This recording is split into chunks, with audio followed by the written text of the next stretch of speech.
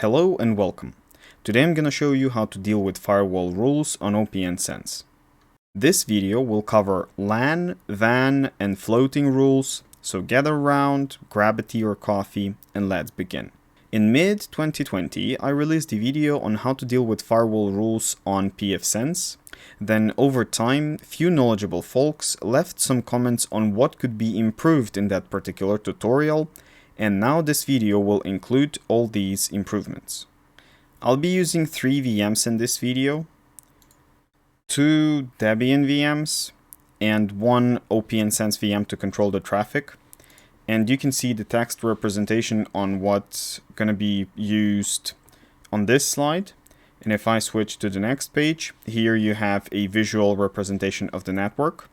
We have the internet and the WAN section. Then we have our OPNSense Firewall with the address of 164.0.1.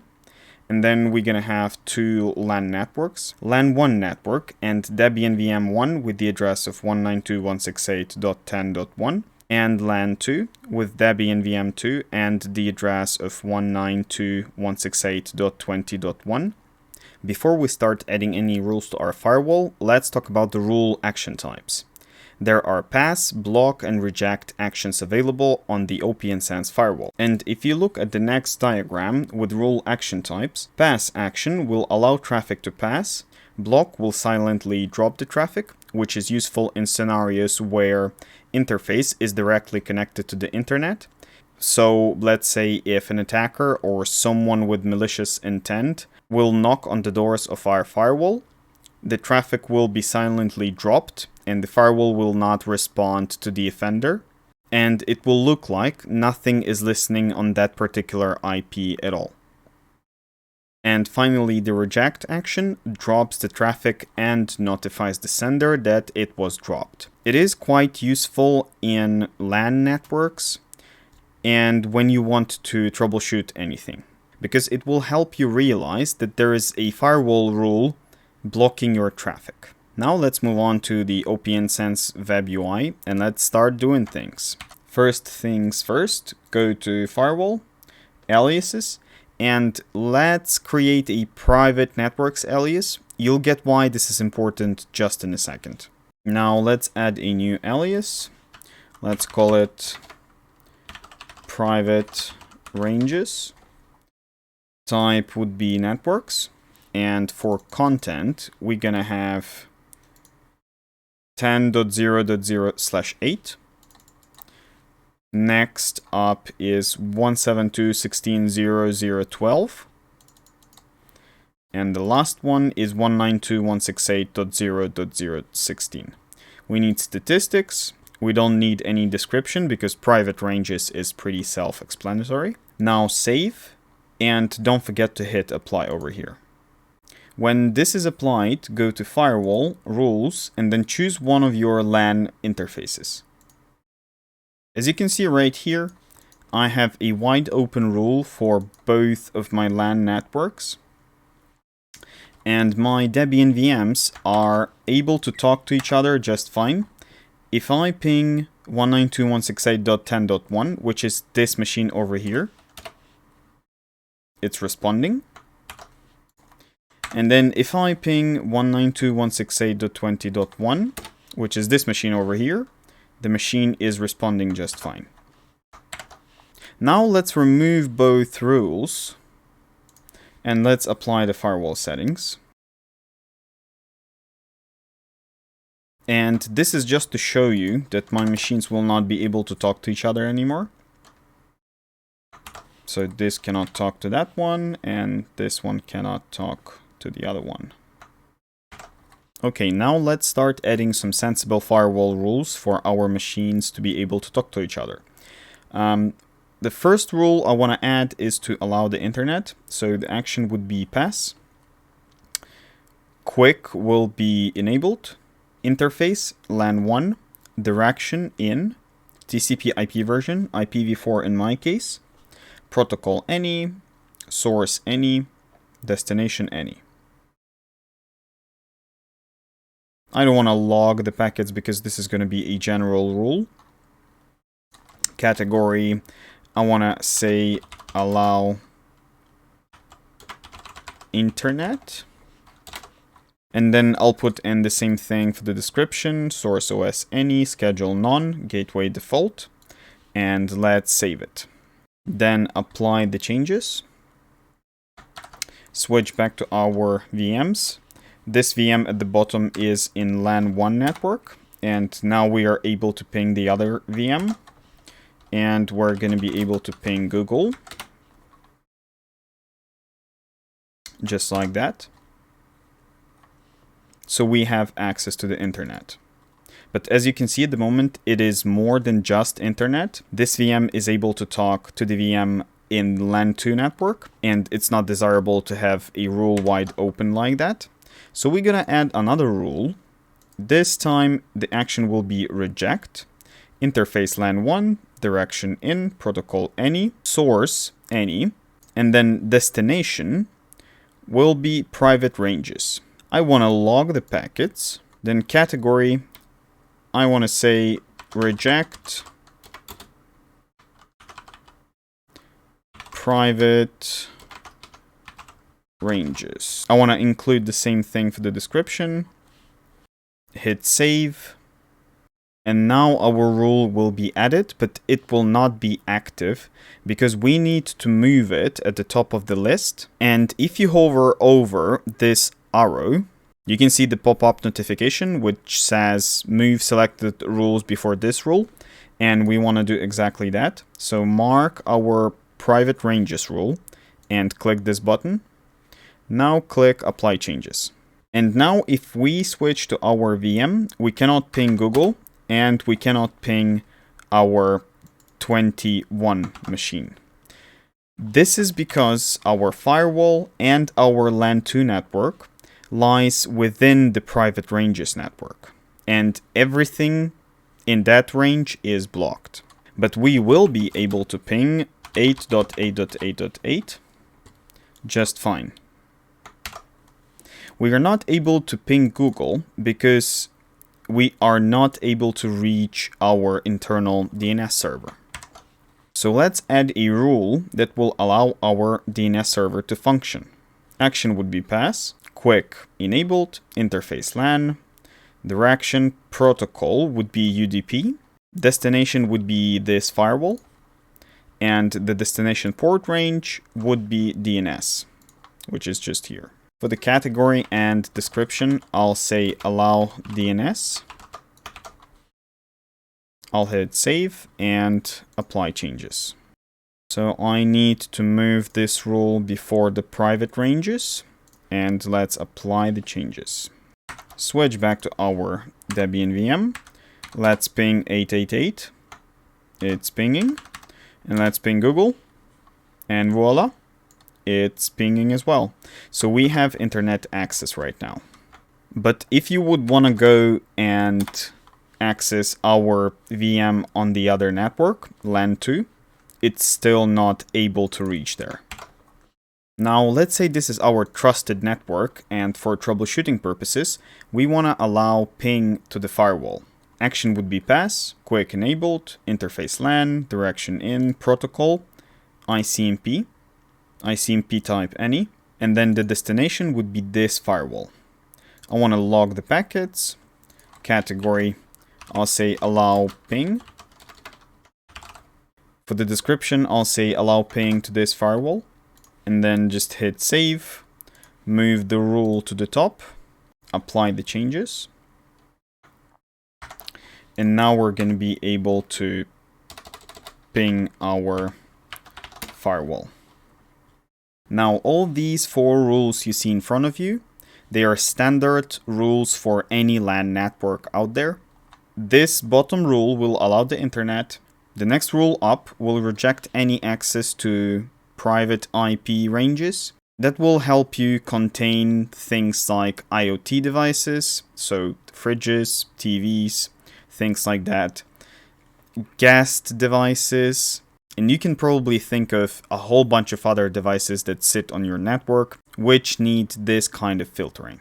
Next rule up will allow the DNS access to this firewall. So if you are using the internal unbound resolver, this rule is necessary for any of your internal clients to work with DNS. And the top rule will allow the ping to the firewall. Because if I disable it and apply the changes, then let me switch back to our Debian VM. And then if you ping the gateway, it will seem like the gateway is down when in fact it's not. So if you're really paranoid or this is a gassed or untrusted network, then maybe disable ping to the firewall and DNS access, and then in the DHCP settings, just include one of the public DNS servers. But because I do trust clients in this network, I'll re-enable the rule and I'll apply the changes. Now let's say we really want to access our .20.1 VM and it is not possible at the moment. In that case, just switch back to our firewall, add a new rule. Action would be pass, quick enabled, interface LAN, direction in, protocol any, and the destination would be LAN to net. I want to log the packets, why not? Category will be allow access to LAN 2. Description will be just the same. Let's save and move this rule to the top. And let's apply the changes. Now switch back to our Debian VM. And ping is working to our .20.1.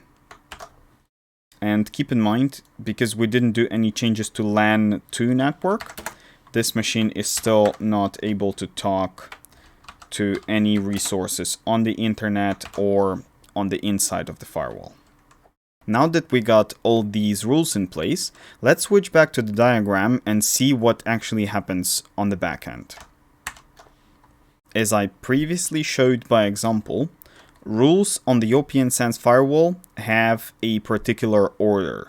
The traffic goes from top to bottom, checking every rule, and once it finds the match, it will apply the certain rule that you left in the list. For example, on the left we have a wrong order for the rules, and on the right we have the right order for the firewall rules. On the left, our allow from any to any stays first in the list, and it will be applied to any traffic passing through the firewall. So these three rules at the bottom, they will be just ignored, and any traffic will be allowed. Whereas on the right side, we have the right order for the rules, because any traffic that will try to hit 10.0.0/8 networks, it will be rejected, LAN 2 will be rejected, DMZ1 will be rejected, and then anything else will be allowed. And this is how it will always work, especially on pfSense. But on OPNSense though, there's one flag that can turn this all around. Let me show you. If we switch back to our firewall and let's edit one of the rules, we have the quick action over here. Rules can either be set to quick or not set to quick. When set to quick, the rule is handled on first match basis, and in this case, you'll have a usual top to bottom approach. But when quick is not set, last match wins. This can be useful for general purpose rules which define standard behavior. As an example, I prepared this next diagram. So we have a wide open allow from any to any rule, but quick option is not set on it. So when the traffic comes in, it will actually check the quick rules first. So reject, reject, reject. And then if it will not match any one of these rules, it will go back and check the non-quick rules. Let's switch back to the OPNSense UI and let's test this out. So I want to disable all this because it will interfere with our testing. Then what I want to do is move our wide open allow rule to the top, and I want to remove the quick option from it.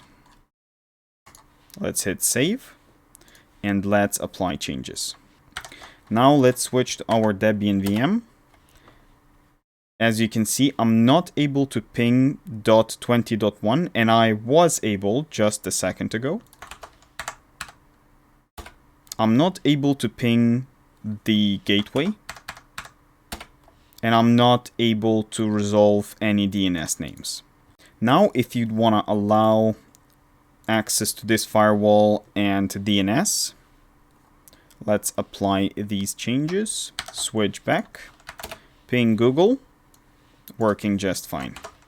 But if I want to ping 20.1 VM, which is over here, nope, I'm not able to.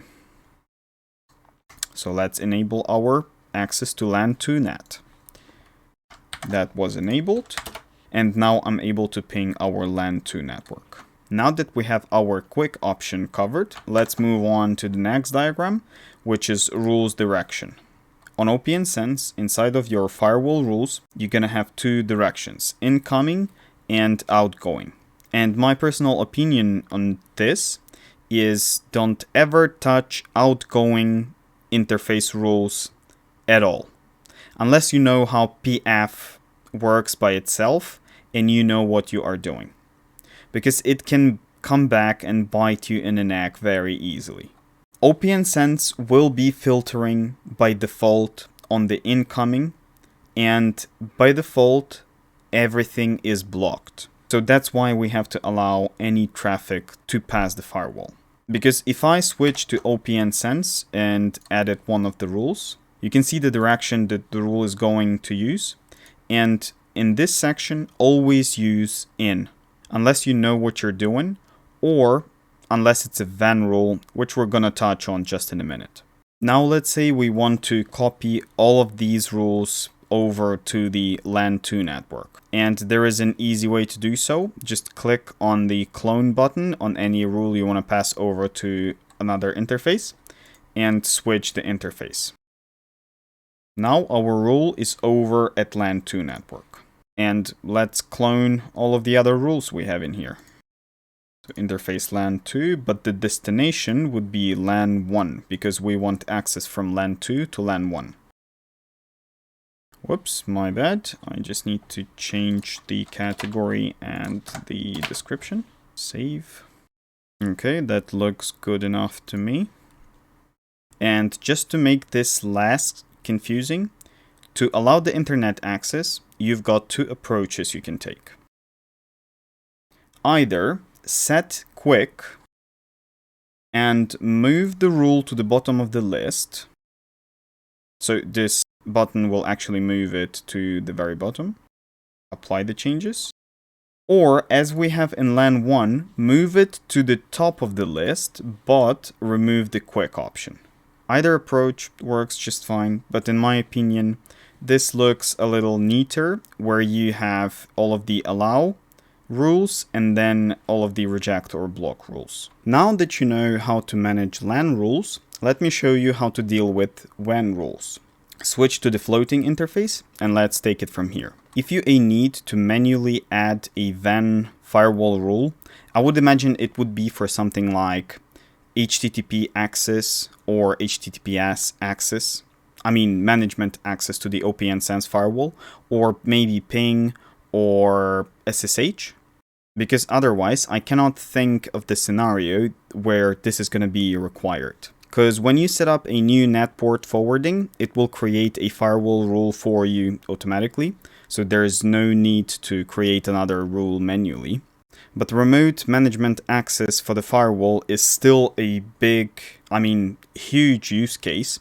So I would want to cover it here. Previously, we were adding rules for each interface, but that only works for LAN rules in OPNSense for some reason. Any WAN rule that you would be tempted to add to any of the WAN interfaces, it will be ignored for some reason. And I never actually researched why is that this way. I just know that only floating section works if you want to add a manual WAN access rule.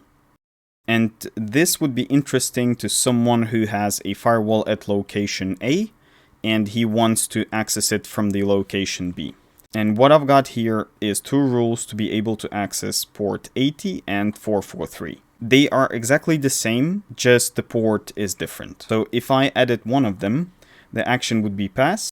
Quick is enabled. For the interface, you can choose multiple WAN interfaces if you have to. Direction would be in or any, depending on the protocol. Usually I'll go with any just to be on the safe side. TCP IP version is IPv4, protocol TCP. Then destination is this firewall. Then I choose the destination port range. I want to log the packets. Category, I put management access, and description, HTTP access to the firewall. Just hit save and apply changes. You can clearly see that this is a WAN IP, and firewall allows me access on it just because I added 2 rules to a floating section. That's it for the firewall rules, but I have 3 small things that will make your life as a OPNsense administrator much easier. First, you need to know a command pfctl-d. It will disable firewall and NAT on the OPNsense. So for example, imagine the scenario where you locked up yourself because you've entered a wrong password too many times, or you deleted a anti-lockout rule, and now you cannot access the firewall management page. In that case, walk up to a firewall physically, connect it to a screen, log in, and issue the command pfctl-d. It will disable the firewall, so then you'll be able to open up a browser and add some more firewall rules to allow you access. Just keep in mind that when pfctl-d is active, any of the clients on your network will not be able to access any resources, because pf is responsible not only for the firewalling but also for NAT. So no one will be able to go to the internet. Second hint I have for you is the rules category. Remember when we were setting up the rules, we set up the category for each rule? Well, if you go back and click on select the category, we can now click on allow ping, and it will filter down everything that's in allow ping category. And if you click it again, it will remove the filter. This is going to be really useful for someone who's managing a firewall with 100 or more firewall rules, because this will filter down the majority of them and you will be able to look at what interests you. And the third hint I have for you, always, and I mean always, leave the rule description. Because I found myself too many times in a situation where I log into the firewall, someone did not leave the description on the rule, and I do not understand why it's there in the first place. But even if you added the rule yourself and you didn't touch your firewall for a few months, you might forget what it's there for. So always use the rule description. That's it for this video. Please like, sub, and share. If you're interested in helping out our channel directly, there is a PayPal donation link down below. Special thank you to all the people listed up there. They are an active supporter of our channel and they help to deliver this content to all of you guys. Thank you very much for watching, and I'll see you in the next one.